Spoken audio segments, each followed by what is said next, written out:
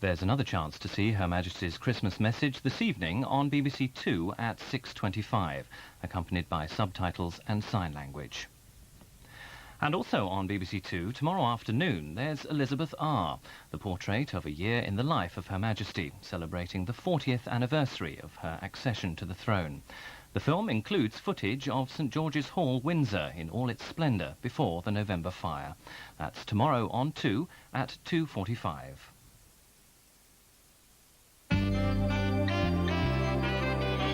New drama on 1, Ruth Rendell's Gallowglass. I saved your life. So your life belongs to me now. All right. Jimmy Nail is back in action as Spender. Tell him I'll meet them there. And tell them it's gum shields. For Frank and Tessa, it's love that hurts. I know you're still carrying a torch for me. Yes, a blowtorch. Now, what do you want? A nice antique, perhaps, courtesy of Lovejoy. 20 grand for a car seat? Who's she belong to? The Queen? Napoleon Bonaparte, actually. John Thaw and Lindsay Duncan spend a year in Provence. The goat in the supermarket. There's another one driving that Peugeot. New drama from January on 1.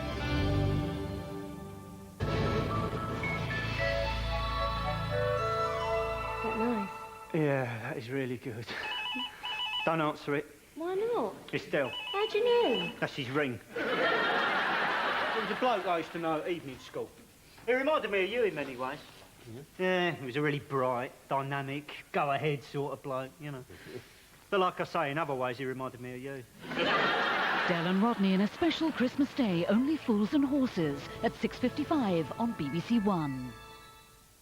Spectacular movie action for Christmas afternoon now on 1, where keeping up with the Joneses can be a dangerous business.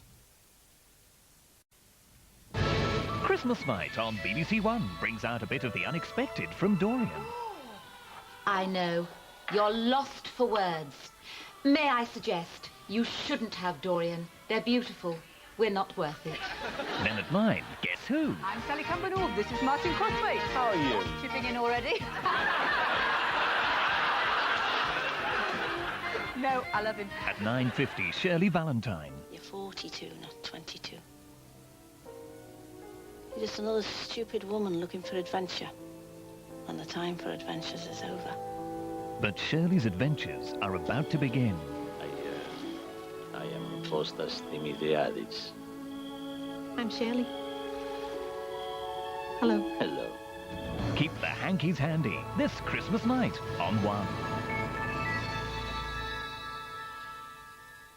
My name is Julius, and I'm your twin brother. Oh, obviously. The moment I sat down, I thought I was looking into a mirror. Julius Benedict is honest, upright, and law-abiding. But Vincent, on the other hand... Never sleep with that man, never loan him money, and never believe a word he tells you. Still, they do have one thing in common. She's our mother, is the thing. We are her sons. Twin sons. Arnold Schwarzenegger and Danny DeVito star in the movie premiere Twins, Monday at 7 o'clock on BBC One. The festive fun's too much for Bruce in 10 minutes. Comic genius Jacques Tati stars on BBC Two now as the blundering Monsieur Hulot, bringing havoc to a quiet seaside town. You're watching BBC One. Now, the early evening news with Chris Lowe. It's 5:10.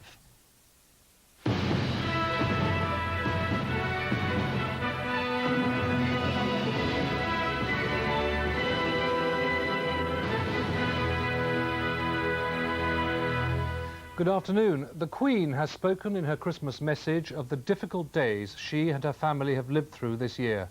She said there was no magic formula to transform sorrow into happiness, but she was deeply touched by all the sympathy and understanding she had received during what she called this sombre year.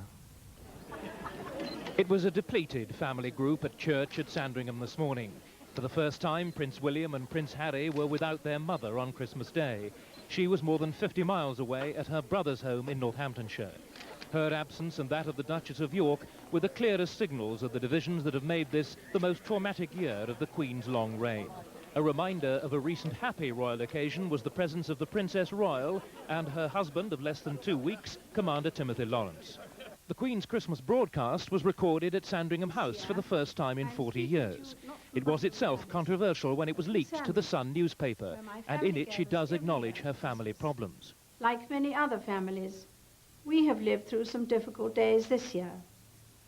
The prayers, understanding and sympathy given to us by so many of you, in good times and bad, have lent us great support and encouragement.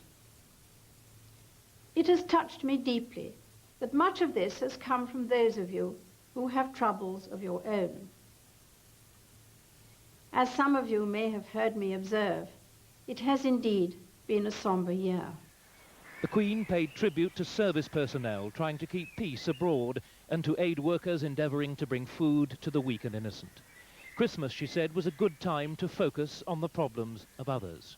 1993 will certainly bring new challenges, but let us resolve to meet it with fresh hope in our hearts.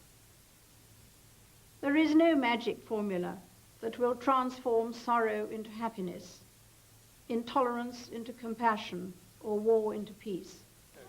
The Queen recalled Christmases at Sandringham as a grandchild and said the continuity represented by her own grandchildren's presence there had been a great source of comfort in